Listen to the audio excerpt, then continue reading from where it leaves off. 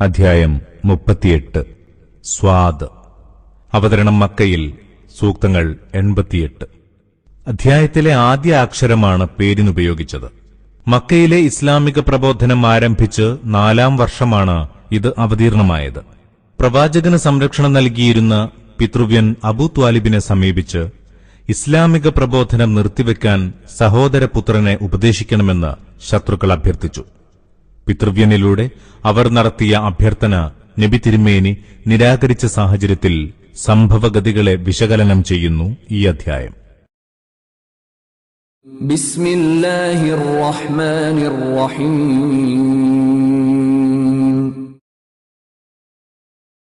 സ്വാദ്. ഉദ്ബോധനം ഉൾക്കൊള്ളുന്ന ഖുർആൻ തന്നെ സത്യം. എന്നാൽ സത്യനിഷേധികൾ അഹന്തയിലും കിടമത്സരത്തിലുമാണ്. ഇവർക്ക് മുമ്പ് എത്രയെത്ര തലമുറകളെ നാം നശിപ്പിച്ചിട്ടുണ്ട്. അപ്പോഴെല്ലാം അവർ അലമുറയിട്ടു. എന്നാൽ അത് രക്ഷപ്പെടാനുള്ള അവസരമായിരുന്നില്ല. തങ്ങളിൽ നിന്ന് തന്നെയുള്ള ഒരു മുന്നറിയിപ്പുകാരൻ തങ്ങളിലേക്ക് വന്നത് ഇക്കൂട്ടരെ വല്ലാതെ അത്ഭുതപ്പെടുത്തിയിരിക്കുന്നു. സത്യനിഷേധികൾ പറഞ്ഞു, ഇവൻ കള്ളവാദിയായ ഒരു ജാലവിദ്യക്കാരൻ തന്നെ. ഇവൻ സകല ദൈവങ്ങളെയും ഒരൊറ്റ ദൈവമാക്കി മാറ്റിയിരിക്കുകയാണോ? എങ്കിൽ ഇത് വല്ലാത്തൊരു വിസ്മയകരമായ കാര്യം തന്നെ. പ്രമാണിമാർ ഇങ്ങനെ പറഞ്ഞു സ്ഥലം വിട്ടു. നിങ്ങൾ പോയിക്കൊള്ളുക. നിങ്ങൾ നിങ്ങളുടെ ദൈവങ്ങളുടെ കാര്യത്തിൽ ഉറച്ചു നിൽക്കുക. ഇത് ഉദ്ദേശപൂർവം ചെയ്യുന്ന കാര്യം തന്നെ. അവസാനം വന്നെത്തിയ സമുദായത്തിൽ ഇതേപ്പറ്റി ഞങ്ങളൊന്നും കേട്ടിട്ടില്ല. ഇതൊരു കൃത്രിമ സൃഷ്ടി മാത്രമാണ്. നമുക്കിടയിൽ നിന്ന് ഇവനാണോ ഉദ്ബോധനം ഇറക്കിക്കിട്ടിയത്? എന്നാൽ അങ്ങനെയല്ല. ഇവർ എന്റെ ഉദ്ബോധനത്തെ സംബന്ധിച്ച് തികഞ്ഞ സംശയത്തിലാണ്. ഇവർ ഇതേവരെ നമ്മുടെ ശിക്ഷ ആസ്വദിക്കാത്തതിനാലാണിത്. അതല്ല, പ്രതാപിയും അത്യുദാരനുമായ നിന്റെ നാഥന്റെ അനുഗ്രഹത്തിന്റെ ഭണ്ഡാരങ്ങൾ ഇവരുടെ വശമാണോ? അതുമല്ലെങ്കിൽ ആകാശഭൂമികളുടെയും അവയ്ക്കിടയിലുള്ളവയുടെയും ആധിപത്യം ഇവർക്കാണോ? എങ്കിൽ ആ മാർഗങ്ങളിലൂടെ ഇവരൊന്ന് കയറി നോക്കട്ടെ. ഇവിടെയുള്ളത് ഒരു സൈനിക സംഘമാണ്. വിവിധ കക്ഷികളിൽ നിന്നുള്ളവരാണ്. തോൽക്കാൻ പോകുന്ന ദുർബല സംഘം. ഇവർക്കു മുമ്പ് നൂഹിന്റെ ജനതയും ആദും സത്യത്തെ തള്ളിപ്പറഞ്ഞിട്ടുണ്ട്. ആണിയടിച്ചുറപ്പിച്ചിരുന്ന ഫിർഔനും. സമൂദ് സമുദായവും ലൂത്തിന്റെ ജനതയും ഐക്യനിവാസികളും ഇതുതന്നെ ചെയ്തിട്ടുണ്ട്. അവരാണ് ആ സംഘങ്ങൾ. ദൈവദൂതന്മാരെ തള്ളിപ്പറയാത്ത ആരും അവരിലില്ല. അതിനാൽ എന്റെ ശിക്ഷ അനിവാര്യമായി തീർന്നു. ഒരൊറ്റ ഘോരഗർജനം മാത്രമാണ് ഇക്കൂട്ടർ കാത്തിരിക്കുന്നത്. അതിനുശേഷം കാലതാമസമുണ്ടാവില്ല.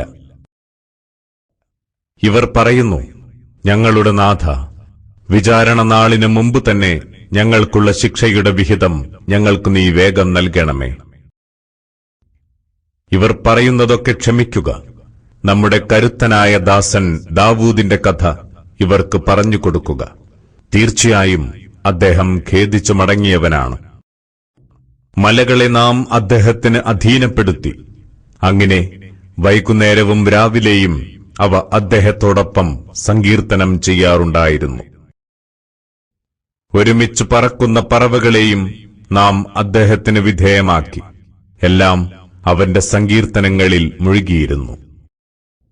അദ്ദേഹത്തിന്റെ ആധിപത്യം നാം ഭദ്രമാക്കി. അദ്ദേഹത്തിന് നാം തത്വജ്ഞാനം നൽകി. തീർപ്പ് കൽപ്പിക്കാൻ പോന്ന സംസാരശേഷിയും. ആ വഴക്കിടുന്ന കക്ഷികൾ പ്രാർത്ഥനാ മണ്ഡപത്തിന്റെ മതിൽ കയറി മറിഞ്ഞു വന്നപ്പോഴത്തെ വാർത്ത നിനക്ക് വന്നെത്തിയിട്ടുണ്ടോ? അവർ ദാവൂദിന്റെ അടുത്തു കടന്നു ചെന്ന സന്ദർഭം. അദ്ദേഹം അവരെ കണ്ട് പരിഭ്രാന്തനായി. അവർ പറഞ്ഞു, പേടിക്കേണ്ട. തർക്കത്തിലുള്ള 2 കക്ഷികളാണ് ഞങ്ങൾ. ഞങ്ങളിൽ ഒരു കൂട്ടർ മറുകക്ഷിയോട് അതിക്രമം കാണിച്ചിരിക്കുന്നു. അതിനാൽ അങ്ങ് ഞങ്ങൾക്കിടയിൽ ന്യായമായ നിലയിൽ തീർപ്പുണ്ടാക്കണം. നീതികേട് കാട്ടരുത്. ഞങ്ങളെ നേർവഴിയിൽ നയിക്കുകയും വേണം. ഇതാ, ഇവൻ എന്റെ സഹോദരനാണ്. ഇവന് 99 പെണ്ണാടുണ്ട്, എനിക്കൊരു പെണ്ണാടും. എന്നിട്ടും ഇവൻ പറയുന്നു അതും കൂടി തനിക്ക് ഏൽപ്പിച്ചു തരണമെന്ന്. വർത്തമാനത്തിൽ ഇവൻ എന്നെ തോൽപ്പിക്കുകയാണ്. ദാവൂദ് പറഞ്ഞു, തന്റെ ആടുകളുടെ കൂട്ടത്തിലേക്ക് നിന്റെ ആടിനെ കൂടി ആവശ്യപ്പെടുന്നതിലൂടെ അവൻ നിന്നോട് അനീതി ചെയ്യുകയാണ്. കൂട്ടാളികളായി കഴിയുന്നവരിലേറെ പേരും പരസ്പരം അതിക്രമം പ്രവർത്തിക്കുന്നവരാണ്. സത്യവിശ്വാസം സ്വീകരിക്കുകയും സൽക്കർമ്മങ്ങൾ പ്രവർത്തിക്കുകയും ചെയ്തവരൊഴികെ. എന്നാൽ അത്തരക്കാരുടെ എണ്ണം വളരെ കുറവാണ്.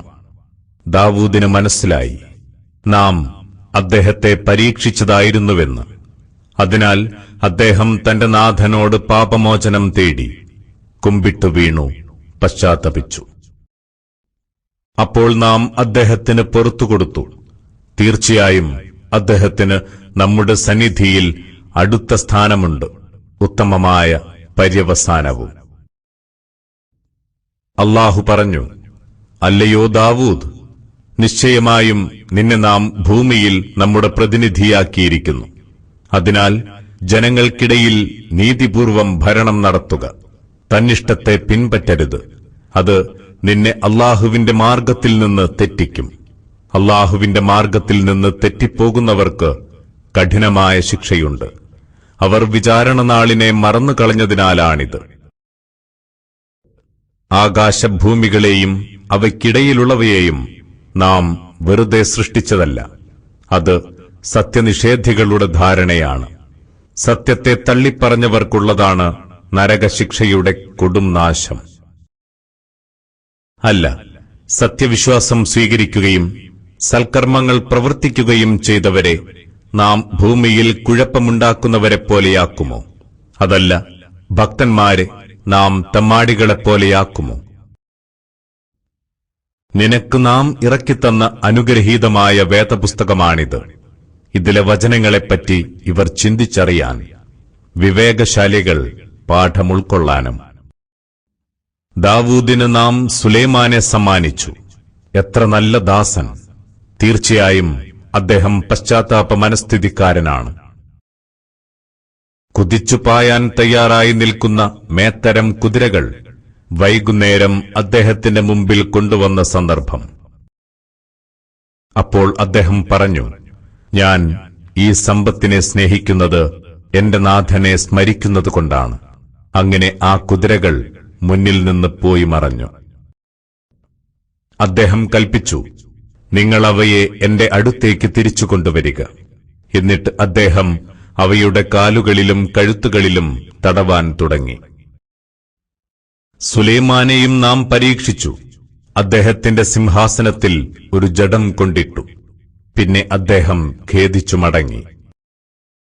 അദ്ദേഹം പറഞ്ഞു, നാഥ, എനിക്ക് നീ പുറത്തു തരേണമേ. എനിക്ക് ശേഷം മറ്റാർക്കും തരപ്പെടാത്ത രാജാധിപത്യം നീ എനിക്ക് നൽകണമേ. നീ തന്നെയാണ് എല്ലാം തരുന്നവൻ, തീർച്ച. അപ്പോൾ നാം അദ്ദേഹത്തിന് കാറ്റിനെ കീഴ്പ്പെടുത്തിക്കൊടുത്തു. താൻ ഇച്ഛിക്കുന്നിടത്തേക്ക് തന്റെ കൽപ്പനപ്രകാരം അത് സൗമ്യമായി വീശിയിരുന്നു. ചെകുത്താന്മാരെയും കീഴ്പ്പെടുത്തിക്കൊടുത്തു. അവരിലെ എല്ലാ കെട്ടിട നിർമ്മാതാക്കളെയും മുങ്ങൽ വിദഗ്ധരെയും. ചങ്ങലകളിട്ട് പൂട്ടിയ മറ്റു ചിലരെയും അധീനപ്പെടുത്തിക്കൊടുത്തു. നമ്മുടെ സമ്മാനമാണിത്.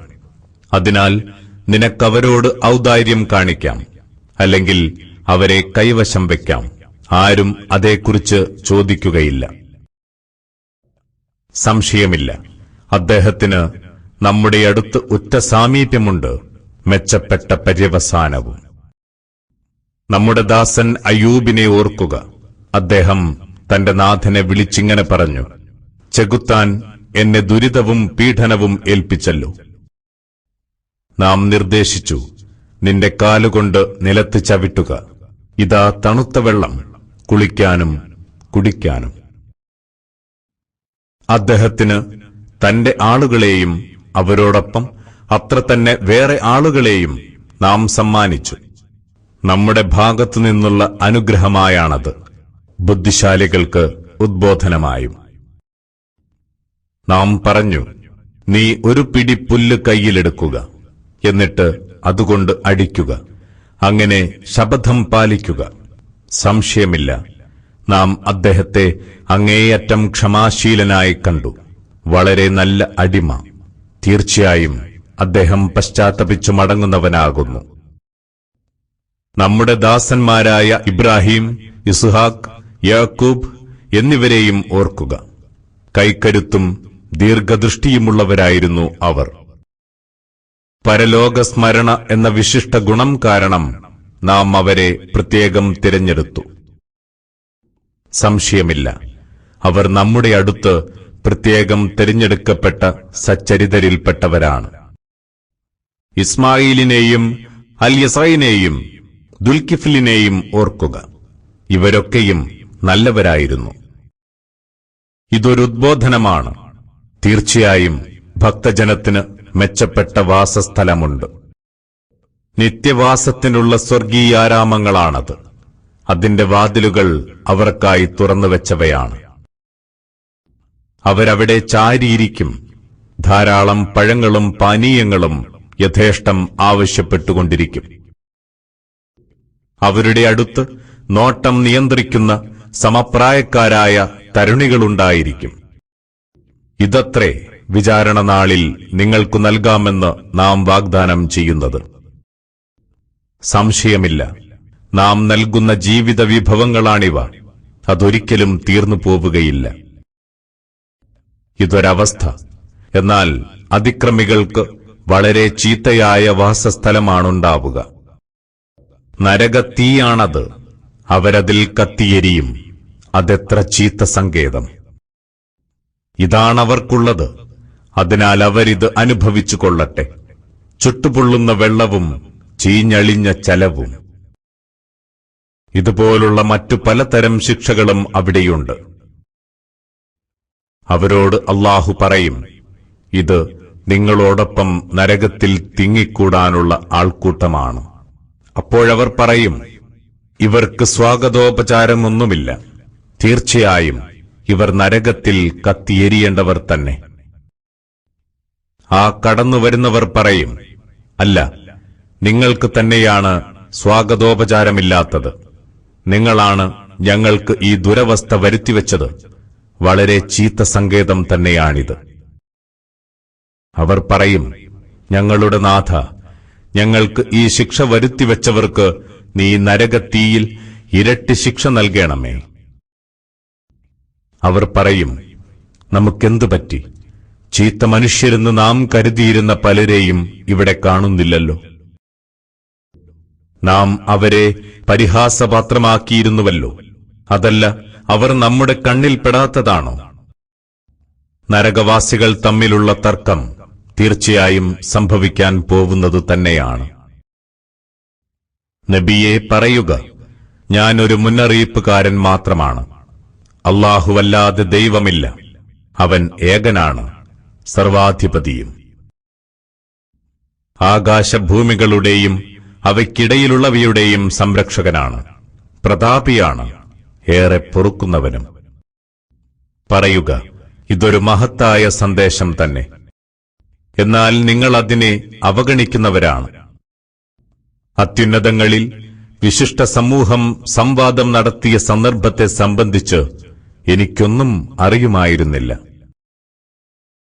അതേക്കുറിച്ച് എനിക്ക് ബോധനം ലഭിച്ചത് ഞാൻ വ്യക്തമായൊരു മുന്നറിയിപ്പുകാരൻ എന്ന നിലയ്ക്ക് മാത്രമാണ്. നിന്റെ നാഥൻ മലക്കുകളോട് പറഞ്ഞു, ഉറപ്പായും ഞാൻ കളിമണ്ണിൽ നിന്ന് മനുഷ്യനെ സൃഷ്ടിക്കാൻ പോവുകയാണ്. അങ്ങനെ ഞാൻ അവന് ആകാരം നൽകുകയും എന്റെ ആത്മാവിൽ നിന്ന് അതിലൂതുകയും ചെയ്താൽ നിങ്ങൾ അവന്റെ മുന്നിൽ സുജൂദ് ചെയ്യണം. അപ്പോൾ മലക്കുകളൊക്കെയും സുജൂദ് ചെയ്തു, ഇബ്ലീസ് ഒഴികെ. അവൻ അഹങ്കരിച്ചു. അങ്ങനെ അവൻ സത്യനിഷേധിയായി. അല്ലാഹു ചോദിച്ചു, ഇബ്ലീസേ, ഞാൻ എന്റെ കൈകൊണ്ട് പടച്ചുണ്ടാക്കിയവന് സുജൂദ് ചെയ്യുന്നതിൽ നിന്ന് നിന്നെ തടഞ്ഞതെന്താണ്? നീ അഹങ്കരിച്ചോ? അതല്ല, നീ പൊങ്ങച്ചക്കാരിൽ പെട്ടുപോയോ? ഇബ്ലീസ് പറഞ്ഞു, മനുഷ്യനേക്കാൾ ശ്രേഷ്ഠൻ ഞാനാണ്. നീ എന്നെ പടച്ചത് തീയിൽ നിന്നാണ്, അവനെ സൃഷ്ടിച്ചതോ കളിമണ്ണിൽ നിന്നും. അല്ലാഹു കൽപ്പിച്ചു, എങ്കിൽ ഇവിടെ നിന്നിറങ്ങിപ്പോകണം. സംശയമില്ല, ഇനി മുതൽ ആട്ടിയോടിക്കപ്പെട്ടവനാണ് നീ. വിധിദിനം വരെ നിന്റെ മേൽ എന്റെ ശാപമുണ്ട്, തീർച്ച. ഇബ്ലീസ് പറഞ്ഞു, എന്റെ നാഥ, എങ്കിൽ അവർ വീണ്ടും ഉയിർത്തെഴുന്നേൽപ്പിക്കപ്പെടുന്ന നാൾ വരെ നീ എനിക്ക് അവസരം തരേണമേ. അല്ലാഹു അറിയിച്ചു, നീ അവസരം നൽകപ്പെട്ടവരുടെ കൂട്ടത്തിലാണ്. നിശ്ചിതമായ ആ സമയം വന്നെത്തുന്ന ദിവസം വരെ. ഇബ്ലീസ് പറഞ്ഞു, നിന്റെ പ്രതാപമാണ് സത്യം, തീർച്ചയായും ഇവരെയൊക്കെ ഞാൻ വഴിപിഴപ്പിക്കും, ഇവരിലെ നിന്റെ ആത്മാർത്ഥതയുള്ള അടിമകളെയൊഴികെ. അല്ലാഹു പറഞ്ഞു, എങ്കിൽ സത്യം ഇതാണ്, സത്യം മാത്രമേ ഞാൻ പറയുകയുള്ളൂ.